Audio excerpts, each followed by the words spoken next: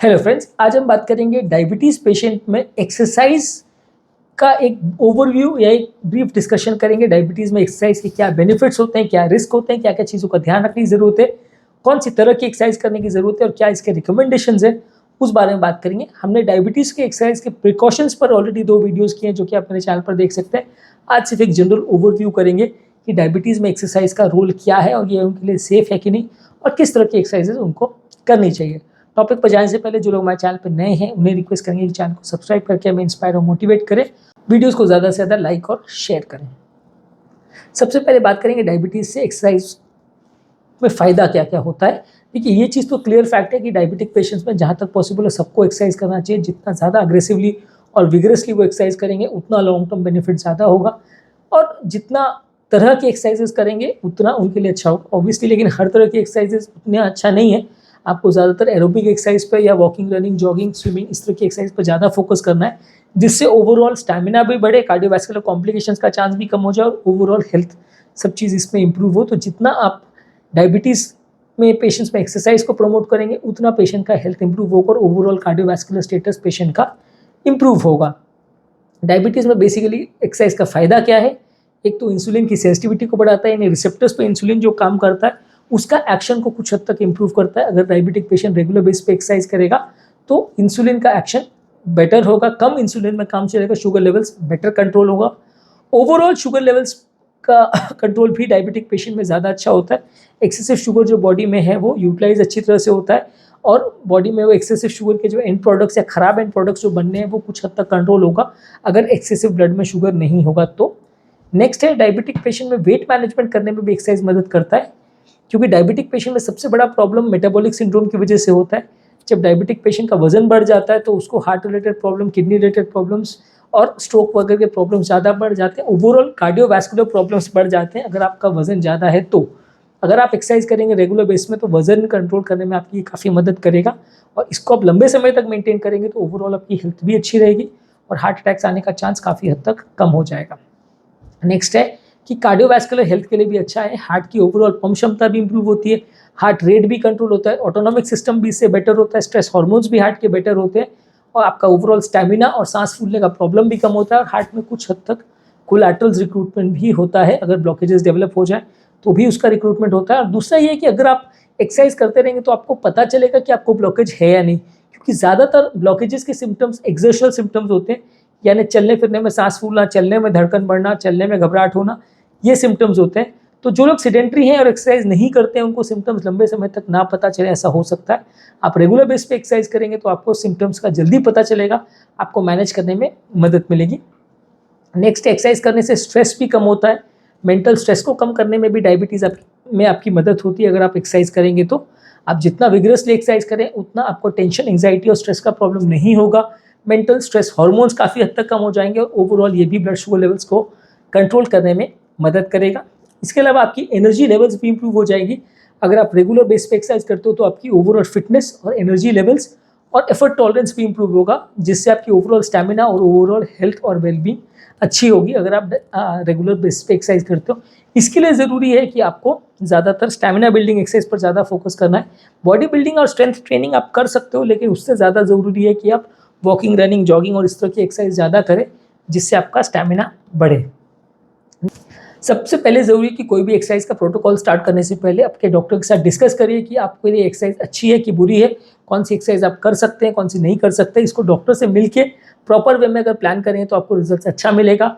खुद से कुछ भी एक्सरसाइज कर लें या अपने आस पड़ोस में किसी भाई बहन या रिलेटिव से पूछ के आप एक्सरसाइज प्लानिंग करेंगे तो गड़बड़ होने का चांस ज़्यादा है, क्योंकि आपको प्रॉपरली पता नहीं होगा कि कौन सी चीज़ों से आपको एक्चुअल में फ़ायदा होगा, कौन सी चीज़ों से नहीं होगा और इसमें ओवरऑल प्रॉब्लम्स या कॉम्प्लिकेशंस होने का चांस बढ़ जाएगा।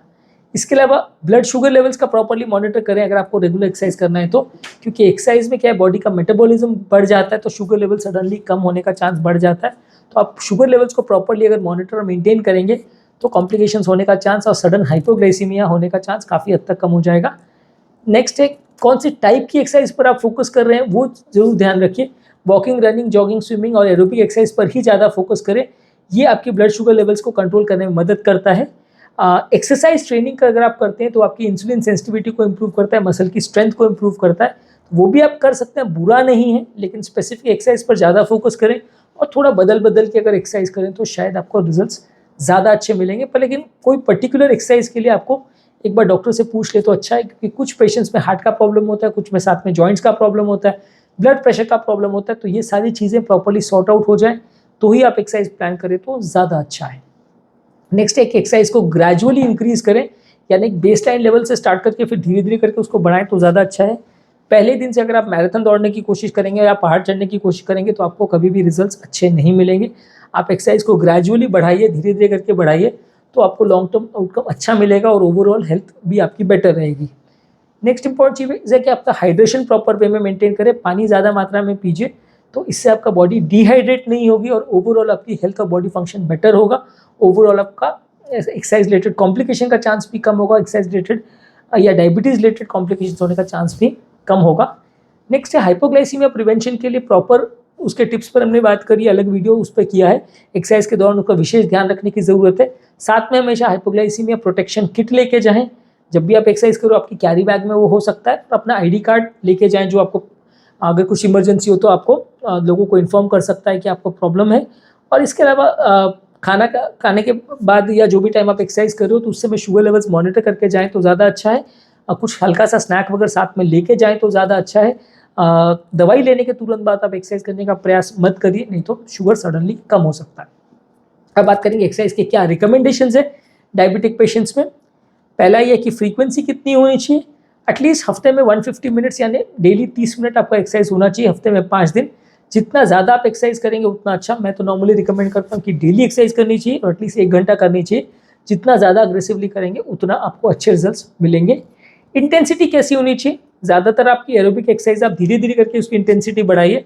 इनिशियली आप थोड़ा स्लो वे में चालू करिए, फिर थोड़ा मॉडरेट लेवल्स पे आइए, फिर अग्रेसिव लेवल्स पर जाइए और मॉडरेट इंटेंसिटी की एक्सरसाइज कीजिए। बहुत ज़्यादा ओवर विगरस एक्सरसाइज मत करिए, खासकर इनिशियली जब तक आपका स्टैमिना बिल्डअप नहीं हो जाए।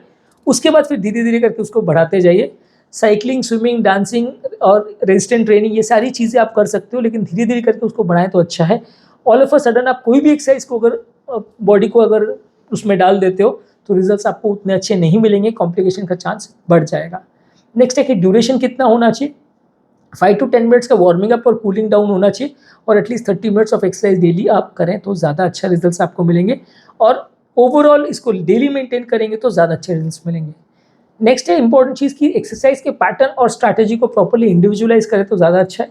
बेस्ट है कि प्रॉपर एक्सरसाइज थेरेपिस्ट के साथ या प्रॉपर डायबिटोलॉजिस्ट के साथ या डाइटिशियंस के साथ मिलकर एक्सरसाइज को किस तरह से इंडिविजुअलाइज करना है, आपकी क्या रिक्वायरमेंट्स है उस हिसाब से उसको मैनेज करिए।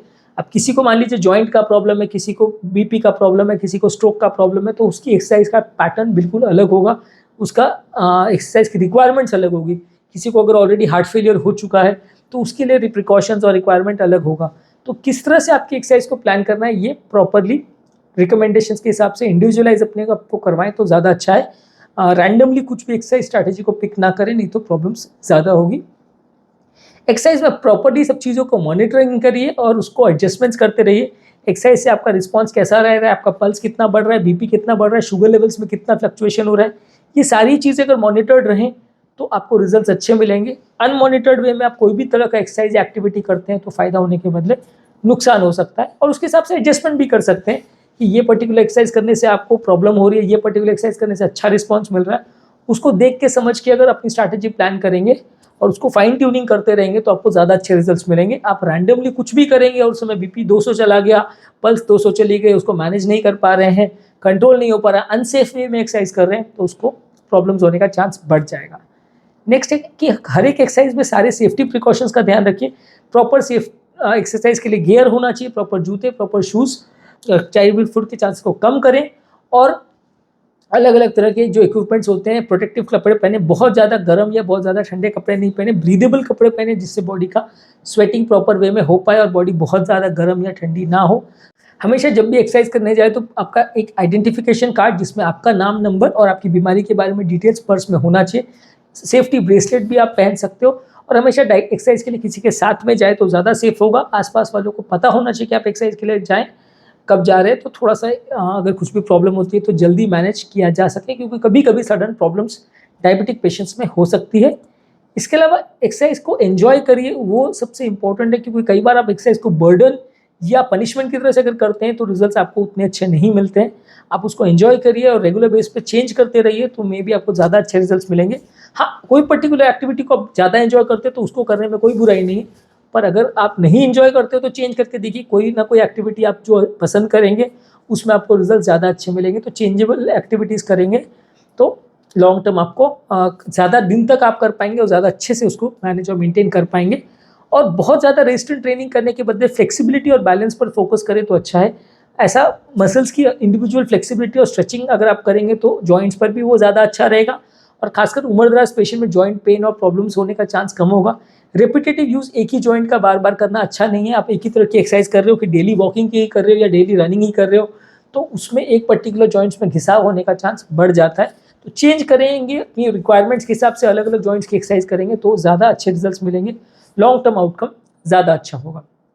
तो आज के टॉपिक में हमने डायबिटिक पेशेंट्स की एक्सरसाइज पर एक जनरल डिस्कशन किया कि कौन सी एक्सरसाइज उनके लिए रिकमेंडेड है और क्या चीज़ों पर ध्यान रखने की ज़रूरत है। जो लोग भी हमारे चैनल पर नए हैं और चैनल को सब्सक्राइब करें।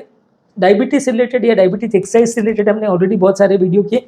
डायबिटीज़ पर पूरा एक प्लेलिस्ट है जिसमें 100 से ज़्यादा वीडियोज़ अवेलेबल है, आप उसे चेकआउट करिए। लिंक मैं डिस्क्रिप्शन बॉक्स और कमेंट सेक्शन में छोड़ दे रहा हूँ। तो आपको डायबिटीज़ से रिलेटेड बहुत सारे टॉपिक्स मिलेंगे, और डायबिटीज़ से कोरिलेटेड बाकी बीमारियाँ हैं जैसे कि हाइपरटेंशन है, किडनी का प्रॉब्लम है, कोलेस्ट्रॉल है और हार्ट का प्रॉब्लम है, ये सारे भी प्लेलिस्ट अवेलेबल है, तो आप उन्हें भी चेकआउट करें तो अच्छा है।